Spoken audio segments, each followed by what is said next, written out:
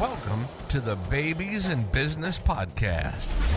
Join your hosts, Rachel and Avram Gonzalez, real-life parents and business partners. Each week on Babies in Business, Rachel and Avram create a space for entrepreneurial parents to find their own way.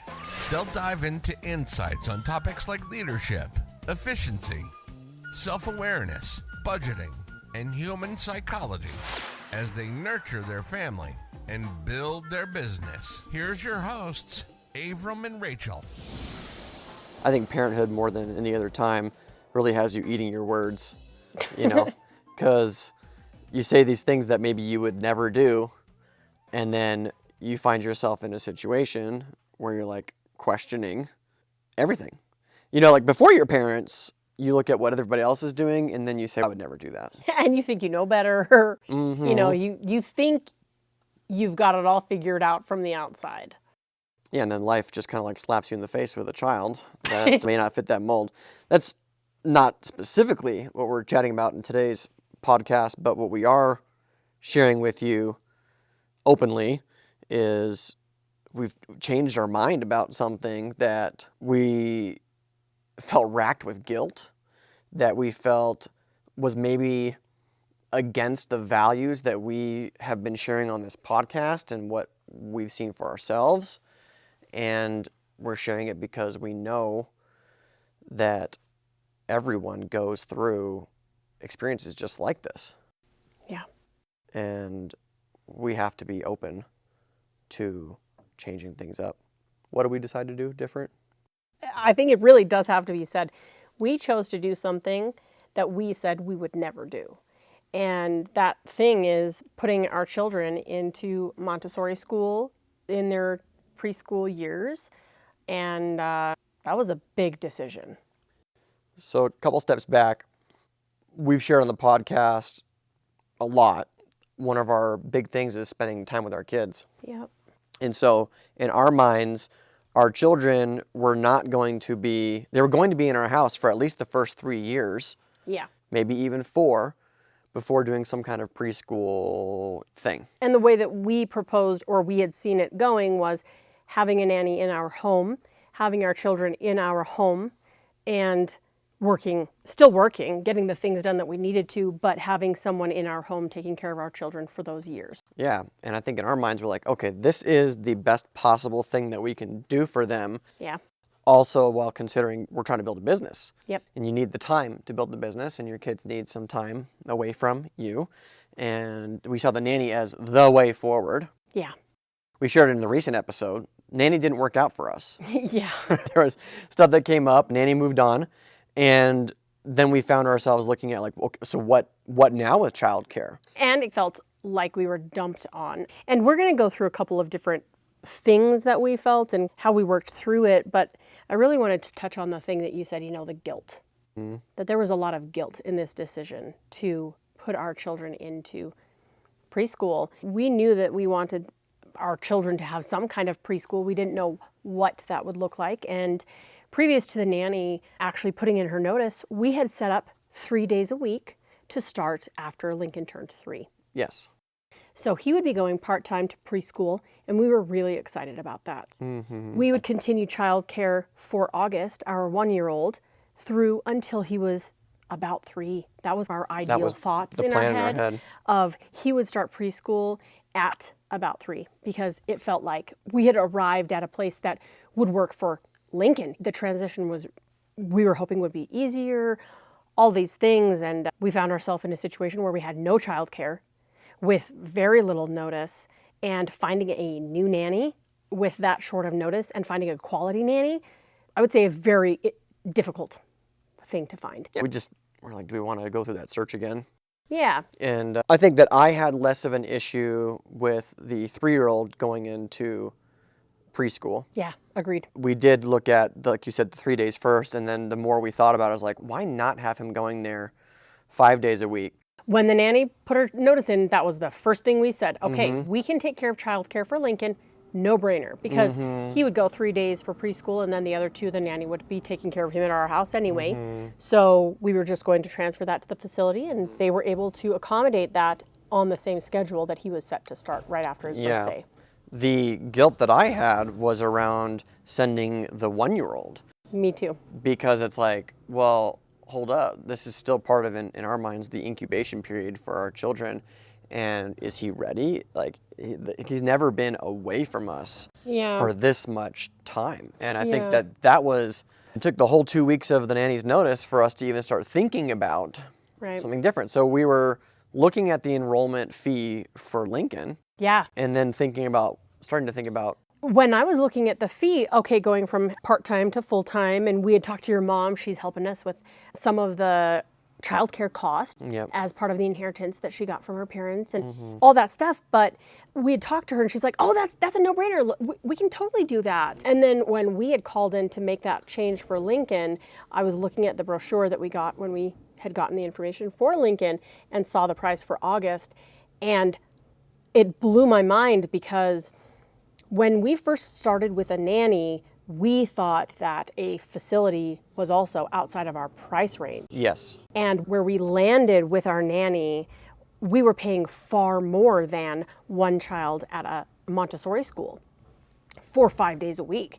And it was a no-brainer at that point for me, because while I had the guilt of putting our 1-year-old into Montessori school or any preschool or any kind of care facility, we knew that we needed care, and it's a month-to-month thing, so we can change our mind. Yeah, we can. We can put in a simple notice, and that gave me a little bit of peace on that side. So we made the decision, we're going to enroll him. We still have 3 weeks without childcare for the 1-year-old. Yep. And I think what was great was seeing how much Lincoln enjoyed it. Yes. Even in his first week. He had some issues the first few days. Like, kids always regress, right? So we had a potty training regression, just a lot of stimulation and things. But he was just loving it and looking forward to it, and he got really to know liked his his teacher, asking for her every day. We had a ritual going here at the house. When we put him down for a nap, we say, or bedtime, I love you. Mommy and Daddy are going to be. We always come back. Or when we leave the house, Mommy and Daddy will come back. That kind of thing. And so we had this ritual when we drop him off. There's this little window in their classroom that is out to the hall. And I would tell him, go to the window and wave goodbye to me. And that just became our easy way of dropping him off. So transition for him was so easy and painless for him. And that was such a relief for us, especially with the thought of August starting in 3 weeks or so.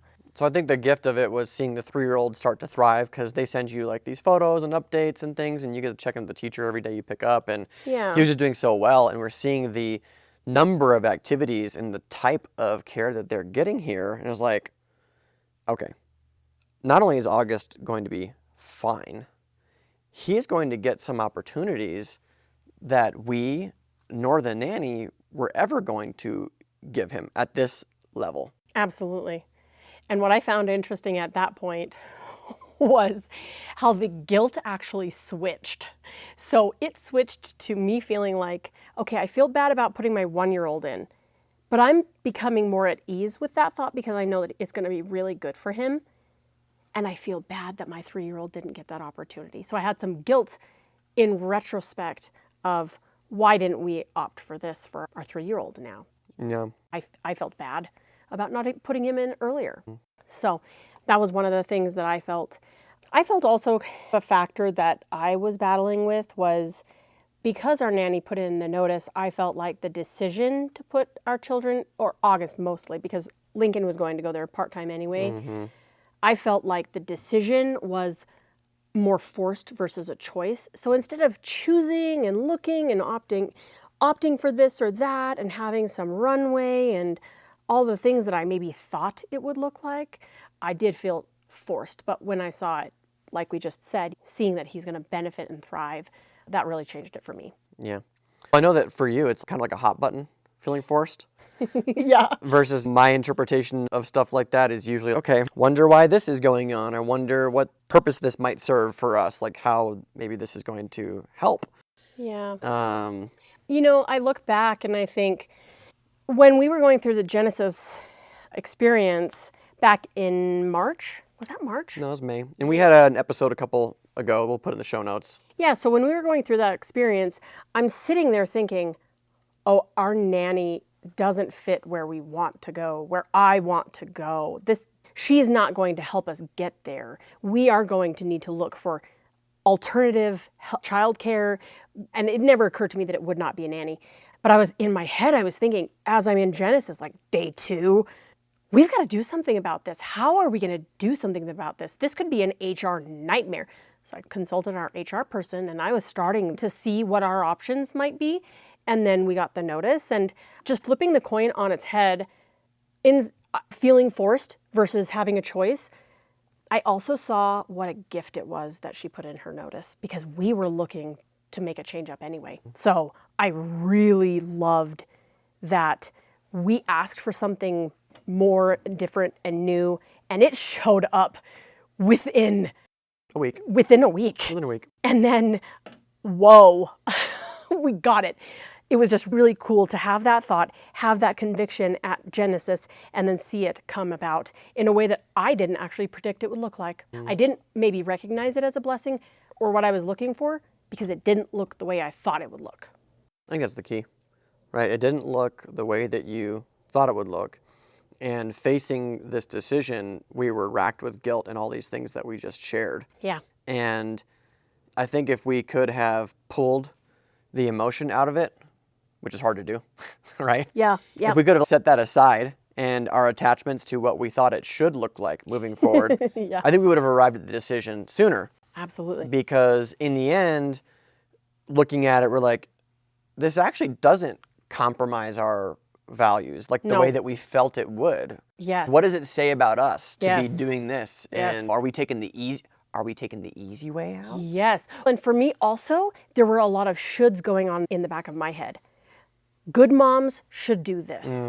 Good, all these judgments. But what I realized is those weren't my actual thoughts, beliefs, values, none of it. It was all programs from where I grew up and how I was taught. Mothers sacrifice everything, even themselves. My mother died before she was 60 because she sacrificed literally her life for her children.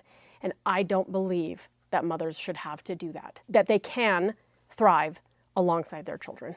Absolutely. Can and, dare I say should. But that was one of the things that came up for me too, because I felt good mothers have their kids with them. Good mothers are stay-at-home moms. Good mothers are all these judgments, but it was comparisons of myself and how I show up versus my mom, which I feel like I put on a pedestal, but am just really coming to terms with. Yeah, I think there's a lot there, right? There's a lot. There's a lot there. And I also think that now that we've walked the road and experienced, I think a lot of stuff is like this. You realize the benefits that you refused to acknowledge of making a different choice. Yes. Because you look at it and all you can see is bad, Yes. right? And your judgments. You're clouded by all the things that you judge about it or judge what it would mean about us. Yeah, and there's just like literally no way that they would get the developmental opportunities they're getting at Montessori No. with us at home. No way. And a nanny could probably do some of those things with training in the background. Sure. But how much would it take on our part to help bring the supplies and the things into the house so that they and could the be order used? and the structure and all of that. And that's not our particular strength either. We've talked about strengths a lot on the podcast. Right. These things are not things that we are innately wired to do. Some folks are, right? And they're very equipped to do some of these things, Right. but we're not. And so now we're seeing the benefits of all of it that we refused to see before because we were holding on to our judgments of what we should look like and how we should show up. Yeah. Making this choice to put our children into this Montessori school, it didn't actually change our values. What we did is we shifted. So we still really value time with our children. We have time in the morning, and then we have made sure that our workday is done by the time we pick them up at 3. Yeah. And we have shifted some things a little bit. Maybe it's client meetings or maybe it's a sales meeting or whatever that is. And there are some exceptions, but for the most part, we are completely done with work, and we have that with our boys. But what I saw the benefit of having them in this facility is that I can focus on work. I have 0 distractions, and I'm really good when I can focus. If I can put some music on and just get the project management stuff done and look at this problem and really dive deep and find this thing, find the penny. Oh my gosh. When I'm doing the financial stuff and I'm off by a penny, I gotta find that penny. And having babies in the background does not help me find the penny. Yeah. But also on the flip side, the thing that brought me ease and peace around putting, especially August, in preschool was that he was going to be better taken care of, and I would show up better when I was with him, that I would be 100% present with him and with Lincoln, because I had already done the things that I needed to do and that are very valuable and helpful and necessary, but that I would be able to show up, that when I'm juggling having August at home or August and Lincoln, I'm pretty upset. I feel frustrated. I'm not present. I need to do these things. And then it's Monday, I think about the things that I need to do. And by the time I actually maybe might get to do something, it's Friday and I look back and I didn't get anything done in that week and all the things. So I've been able to really settle into our new schedule and know that our babies are taken care of. And we've gotten a lot done, not just putting out fires, because of course there are fires. The 3 weeks that I was with August, while we didn't have childcare, made it very difficult because I wasn't able to do work during the day, and then oftentimes in the evening, it just doesn't happen either. And I might stop you here. Yeah.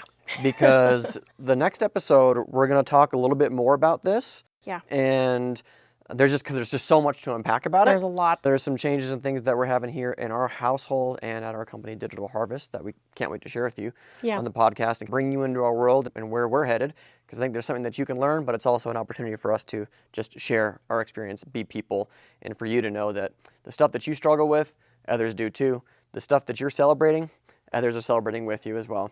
Yeah. Anything else you'd like to share before we close this one out? I think that's it. Yeah. So you have more to share. It'll be on the next podcast, so stay tuned for that. If you liked what you learned here, or you got a friend that maybe is struggling with a big choice and you can see they're grappling with maybe their programming of when they were children, right? Or maybe they're dealing with some of the things and the judgments they feel from their parents about what they should do with their kids. Yes. Why don't you send them this podcast, copy the link, text it to them, just let them know. I was thinking about you and what's been going on with your mom and thought that this podcast might help. Spread the word, spread the love. Always looking to help others that are entrepreneurs, building a life, building a family, and a business. We got you, and we'll catch you on the next episode. Bye for now. Thanks for tuning in to this week's episode of the Babies in Business podcast. Who do you know that would benefit from hearing this episode? Share it with them and post about it on social media. You can find the show notes for this episode, free downloads, and connect with the rest of the community at babiesandbiz.com. We'll see you next time.